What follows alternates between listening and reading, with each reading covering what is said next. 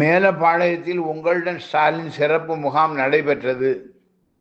மேலப்பாளையம் 48, 50 மற்றும் 52 ஆகிய வார்டுகளுக்கு உரிய உங்களுடன் ஸ்டாலின் சிறப்பு முகாம் மேலப்பாளையம் தாய் நகரில் உள்ள தனியார் திருமண மண்டபத்தில் வைத்து நடைபெற்றது.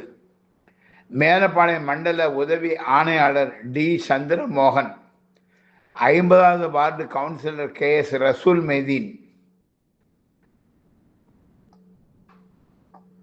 52வது ward councillor S Nithya Balaiah, tahsildar Rajeswari ஆகியோர் குத்துவிளக்கு ஏற்றி வைத்து இந்த முகாமை துவக்கி வைத்தனர்.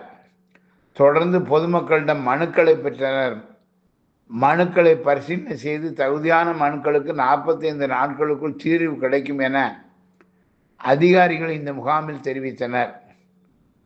முகாமில் திமுக நிர்வாகிகள், பொதுமக்கள் மற்றும் அரசு அதிகாரிகள் என பலரும் கலந்து கொண்டனர். டோக்கன் வழங்கப்பட்டுக் கொண்டிருக்கின்றது. அனைவருக்கும் இந்த உதவித்தொகை கிடைப்பதற்கான ஏற்பாடுகள் செய்யப்பட்டிருக்கிறது. ஆகவே டோக்கன்களை பெற்று இந்த பகுதியில் அமர்ந்து நிகழ்வு சிறப்பாக நடைபெறுவதற்கு ஒத்துழைக்குமாறு அன்போடு கேட்டுக்கொள்கின்றோம். வரையிருந்திருக்கக்கூடிய அனைவருக்கும் முறையாக எல்லோருடைய விண்ணப்பங்களையும் பரிசீலித்து அனைவருக்கும் மகளிர் உரிமை தொகை உள்ளிட்ட அனைத்து உதவிகளும் கிடைப்பதற்கான ஏற்பாடுகளை இங்கே செய்யப்பட்டிருக்கின்றது.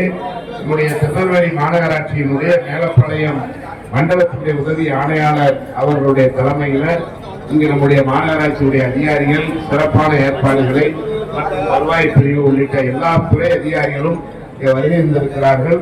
ஆகவே பொதுமக்கள் தங்களுடைய கோரிக்கைகளை உடனுக்குடன் கிடைப்பதற்கான அனைத்து ஏற்பாடுகளும் இந்த உங்களுடன் ஸ்டாலின் இந்த சிறப்பு முகாமில் அனைத்து ஏற்பாடுகளும் செய்யப்பட்டிருக்கின்றது. வருகின்றிருக்கக்கூடிய பொதுமக்கள் ஒத்துழைப்பு தருமாறு கேட்டுக்கொள்கின்றோம். மகளிர் உரிமை தொகைக்காக நம்முடைய வார்டு 50, 52, 48 3 வார்டுகளுக்கும் 2வது முறையாக இந்த உங்களுடன் ஸ்டாலின் முகாம் மிக சிறப்பாக இன்றைய தினம் நடைபெற்றுக் கொண்டிருக்கின்றது. ஆகவே அனைத்து மகளிர்களுக்கும் இந்த உதவித்தொகை கிடைப்பதற்கான ஏற்பாடுகள் செய்யப்பட்டிருக்கின்றது. டோக்கன் விநியோகம் செய்யப்பட்டுக் கொண்டிருக்கிறது. அதை பெற்று இங்கு வரிசையிலே அமர்ந்து இந்த விண்ணப்பங்கள் பூர்த்தி செய்து கொடுப்பதற்கான ஏராளமான பணியாளர்களை அந்த பணிகளை ஈடுபடுத்தி இருக்கிறோம். ஆகவே மக்கள் ஒத்துழைப்பு தருமாறு அன்போடு கேட்டுக்கொள்கின்றோம்.